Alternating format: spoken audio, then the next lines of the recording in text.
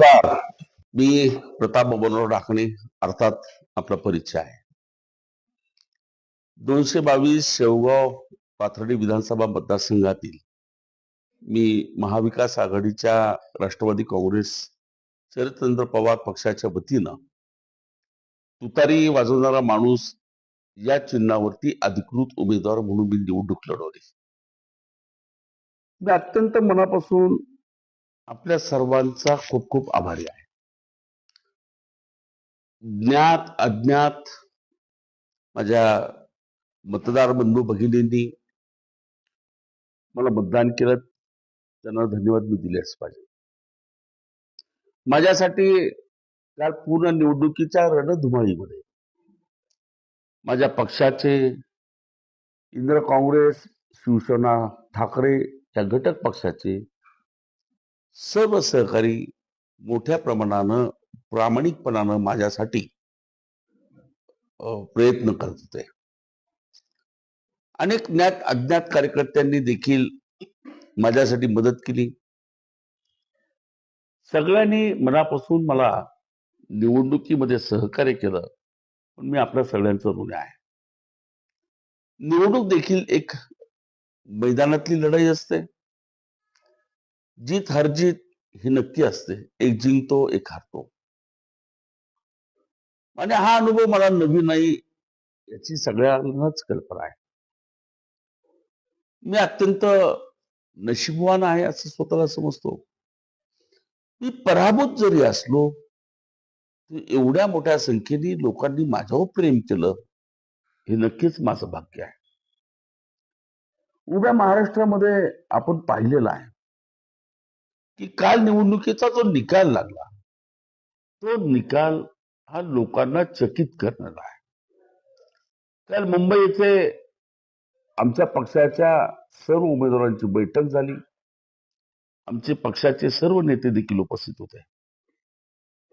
त्या ठिकाणी तंत्रज्ञान जाणकार देखील होते आणि एका मतदारसंघातल्या कथा ऐकल्यानंतर हे उघड आहे की कालच्या निवडणुकीत मतदानाचं यंत्र, ज्याला ईव्हीएम मशीन म्हणतो, हे ईव्हीएम मशीन निवडणुकीत जिंकलेला आहे. कालच्या निवडणुकीचा निकाल हा जनतेचा कौल नाहीये. या देशामध्ये बाबासाहेब आंबेडकरांनी दिलेल्या राज्यघटनेच्या माध्यमातून निवडणूक आयोग ही स्वायत्त संस्था आहे. दुर्दैवानं या देशातल्या स्वायत्त संस्था या मागच्या 8-10 वर्षात राजकीय यंत्रणेने ताब्यात घेतलेल्या आहेत. निस्पृह निष्पक्षपणानं निवडणुका झाल्या पाहिजेत, कारण लोकशाही जिवंत ठेवायची असेल, राज्यघटना जिवंत ठेवायची असतील, तर खरोखर लोकांचे प्रतिनिधी हे तटस्थ भूमिकेतनं निवडून दिले पाहिजेत. हे घटनेला अभिप्रेत होतं आणि गेले अनेक वर्ष त्याप्रमाणेच या देशात मतदान झाले आणि लोकांना हवं तेच लोकप्रतिनिधी निवडून आले. लोकांना हवं तेच लोकांनी सरकार बनवले. पण गेल्या काही वर्षामध्ये 2014च्या नंतर आज 2024 ची लोकसभा झाली आणि या केंद्रामध्ये ज्यांना काठावरचं मतदान झालं त्या सर्व मंडळींनी मोठ्या प्रमाणामध्ये आज ईव्हीएम मध्ये तांत्रिक दृष्ट्या बदल करून आज मतदानाची चोरी केलेली आहे.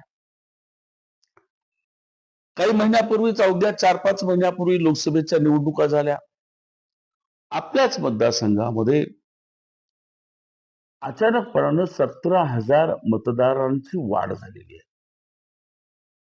पुणे शहरात जवळपास 70,000 मतदान वाढलं. बीड शहरात 22,000 मतदान वाढलं. अशा अनेक उदाहरणं देता येतील. हे मंथन केल्यानंतर लक्षात येतं की जनतेनं आपल्याला मतदान केलेलं आहे आणि म्हणून मी अत्यंत प्रसन्न आहे. माझ्या जीवनामध्ये मी सतत सांगितलेलं आहे की मी स्वर्गीय बबनराव ढाकणेंचा संघर्षाचा वारसा घेऊन विचाराचं सकारात्मक राजकारण सतत करत आलो. आजही माझ्यावरती कोणाचा राग नाही, आजही माझ्या मनात कोणाबद्दल पंतू नाही, किंतु नाही. शेवटी मी अनेक वेळा कालही निवडणुकीच्या प्रचारात सांगितलेलं आहे की राजकारण करत असताना सत्ता हे साधन आहे, सत्ता हे साध्य नाही. ही माझी व्यक्तिगत भूमिका असल्यामुळं मी सतत लोकात रमलो. माझं काम आहे लोकांच्या अडचणी सोडवणं, लोकांचे प्रश्न सोडवणं, आणि आजही माझी ती भूमिका कायम आहे. शेवटी राजकारण म्हणजे मत, राजकारण म्हणजे निवडणुका, राजकारण म्हणजे पद, असं बिलकुल असता कामा नये. निकोप लोकशाही जिवंत ठेवायची असेल तर विचारानं विचाराची लढाई केली पाहिजे. हा जो वारसा मला मिळालेला आहे विचाराचा, त्याच विचाराच्या वारसानं मी कालपर्यंत काम केलं आणि उद्याही काम करत राहणार आहे. माझ्या पिढीची आता महाराष्ट्रातल्या माझ्यासारखी जी पिढी आहे, जी सामाजिक राजकीय जीवनामध्ये प्रामाणिकपणानं विचाराची लढाई करतायत, या सर्व मंडळींनी आता नवीन पिढीला घडविण्याची गरज आहे. या महाराष्ट्रामध्ये जे गढूळ वातावरण झालेलं आहे, जे सामाजिक प्रदूषण झालेलं आहे, या महाराष्ट्राला पुन्हा एक सुसंस्कृत राज्य म्हणून आपल्याला सगळ्यांना ही इमेज निर्माण करावी लागणार आहे. आज देश टिकला तर आपण आहोत, पण देश विस्कळीत झाला तर आपण सुद्धा विस्कळीत असणार आहे. आणि म्हणजे कोणी ज्या ज्या क्षेत्रात काम करत असाल त्या सगळ्यांना माझी विनंती आहे की या महाराष्ट्राला पुन्हा, की जो महाराष्ट्र देशातला एक नंबरचं राज्य केवळ आर्थिक दृष्ट्या नाही, एक परिपक्व राजकीय क्षेत्र काम करणारा, एक परिपक्व सामाजिक धोरण राबवणारा आणि पुरोगामी विचारसरणीला आयुष्यभर जपणारा हा महाराष्ट्र हा पुन्हा आपल्याला उभा करावा लागेल. आणि म्हणून आपल्या आपल्या क्षेत्रामध्ये काम करत असताना नव्या पिढीला ह्या विचाराला संस्कार देण्याची गरज आहे. आपल्याला सोबत सगळ्याला घेऊन गेलं पाहिजे तर हा महाराष्ट्र चालणार आहे, याची जाणीव आपण ठेवावी. केवळ राजकारणाच्या मताच्या गणिताला डोळ्यात ठेवून आज महाराष्ट्राचं फार मोठं नुकसान झालंय भावानं. आपल्या पिढीची जबाबदारी आहे की निदान नवी पिढीला धर्म, जात, पंथ ह्या सगळ्याच्या पलीकडे जाऊन आपण सगळे एकत्रित राहिलो तर हा महाराष्ट्र पुन्हा एक संस्कार असलेला महाराष्ट्र घडेल. अन्यथा आपण जर ही भूमिका पार पाडली नाही तर येणाऱ्या महाराष्ट्रातल्या पिढ्या आपली नोंद ही घेणार नाही. मी माझ्या व्यक्तिगत पुरतं एवढंच सांगेल की दिलेला कौल लोकांचा काही असो तुम्ही स्वीकारलेला आहे, आणि यासाठी उद्याच्या कालखंडामध्ये मी पुन्हा नव्या उमेदीनं, पुन्हा नव्या उत्साहाने आपल्यात येणार आहे, आपल्या सोबत असणार आहे. या मतदारसंघातल्या प्रश्नासाठी मी लढत राहणार आहे. या मतदारसंघातल्या गरीब, वंचित, दीन, दलित, सामान्य घटकाला न्याय मिळवून देण्यासाठी माझा संघर्ष चालूच असणार आहे. मला खात्री आहे आपण माझ्या सोबत असाल. चला, पुन्हा एका नव्या निर्णयानं, पुन्हा एका नव्या निर्धारानं या मतदारसंघाला एक चांगली दिशा देण्याचा निर्णय आपण घेऊया. या नव्या पिढीला एक उत्कृष्ट कार्यकर्ता म्हणून घडवण्याची प्रक्रिया आपण सगळी मिळून करूया.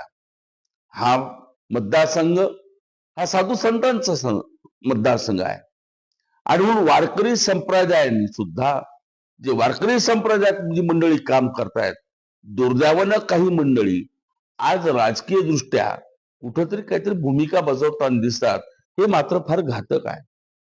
मी कोणाच बद्दल अनादर व्यक्त करत नाही आणि करू पण नाही, पण वारकरी संप्रदायातली महाराज मंडळींनी सुद्धा एक भूमिका घेतली पाहिजे की आपलाच दुर्दैवानं राजकारणासाठी कुणीतरी वापर करून घेतय. ज्या संत ज्ञानेश्वर माऊलींनी, संत तुकाराम महाराजांनी, संत एकनाथ महाराजांनी, संत चोखोबा असतील, संत सेना महाराज असतील, या सगळ्या संप्रदायातल्या मंडळींनी या महाराष्ट्राला घडवलेलं आहे, आणि संप्रदाय या महाराष्ट्राला घडवत राहिला. आणि त्या संप्रदायातली काही मंडळी जर आज कुठंतरी राजकारणामध्ये वेगळ्या पद्धतीने संप्रदायाने पण खराब करण्याचं काम करत असतील तर आपण सगळ्यांनी सावध राहिलं पाहिजे. शेवटी या संप्रदायाला जर आपण प्रामाणिकपणानं त्या विचारानं राहिलो तर हा महाराष्ट्र पुन्हा घडेल, या महाराष्ट्रातली नवीन पिढी घडेल. आपण तर आपल्या पुरतं निर्णय घेऊया, एक नव्या निर्धारानं आपण काम करूया, नव्या उमेदीने काम करूया.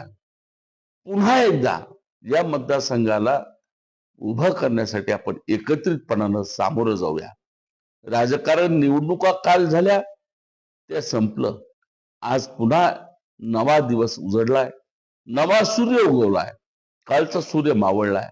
नवा सूर्य उगवत असताना नवी उमेद, नवीन उत्साह, एक सकारात्मक भावना आपल्या प्रत्येकाला देत असतो.